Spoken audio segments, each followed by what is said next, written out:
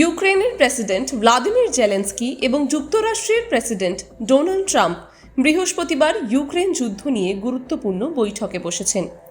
সাম্প্রতিক দিনগুলিতে এই দুই নেতার মধ্যে রাশিয়ার সঙ্গে শান্তি চুক্তির আলোচনা নিয়ে বেশ মনোমালিন্য চলছিল। ট্রাম্প বলেছেন, A situation where we haven't had elections in Ukraine, where we have martial law, or essentially martial law in Ukraine, where the leader in Ukraine, I mean, I hate to say it, but he's down at 4% approval rating. You know why I want? Because I don't want all these people killed anymore. I'm looking at people that are being killed, and they're Russian and Ukrainian people, but they're people. Doesn't matter where they're from on the whole planet.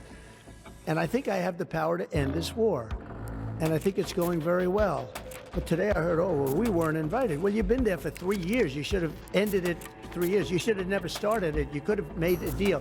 I could have made a deal for Ukraine that would have given them almost all of the land, everything, almost all of the land, and no people would have been killed, and no city would have been demolished, and not one dome would have been knocked down. But they chose not to do it that way. And President Biden, in all fairness, he doesn't have a clue. What he was so bad for this. He was so bad, so pathetic, so sad. But with all of that being said, look, it is what it is. When I left, there was no chance that this could have happened, but it happened because we had incompetent leadership at many different levels. But when you see what's taken place in Ukraine with millions of people killed, including the soldiers, millions of people killed, a big percentage of their cities knocked down to the ground. I don't know how anybody even lives there. You know, when they say they took a poll and Zelensky's at 4%, who's living there? You know, I mean, it's hard to believe that people live there.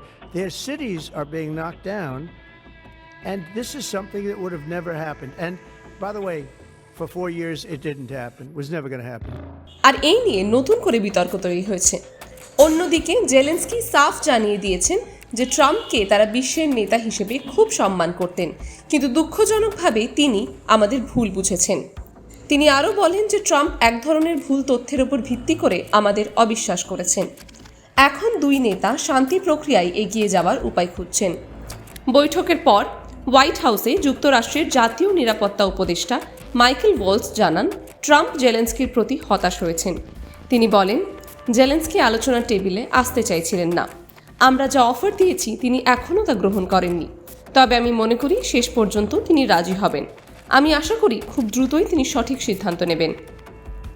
যে সুযোগ বা অফারের কথা Waals বলেছেন সেটি ছিল ইউক্রেনের খনিজ সম্পদের ওপর যুক্তরাষ্ট্রের প্রবেশাধিকারের একটি চুক্তি, কিন্তু জেলেনস্কি বুধবার সেই প্রস্তাব সরাসরি নাকচ করেছে, কারণ এতে যুক্তরাষ্ট্র ইউক্রেনের জন্য কোনো নির্দিষ্ট নিরাপত্তা নিশ্চয়তা করেনি।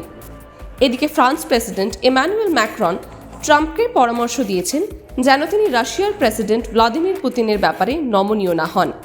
তবে ট্রাম্প দ্রুত যুদ্ধ শেষ করতে চাইছেন এবং একটি চুক্তির জন্য চাপ দিচ্ছেন। এখন দেখার বিষয় এই বৈঠকের পর পরিস্থিতি কোন দিকে মোড় নেয়। টাইমস নাও খবর।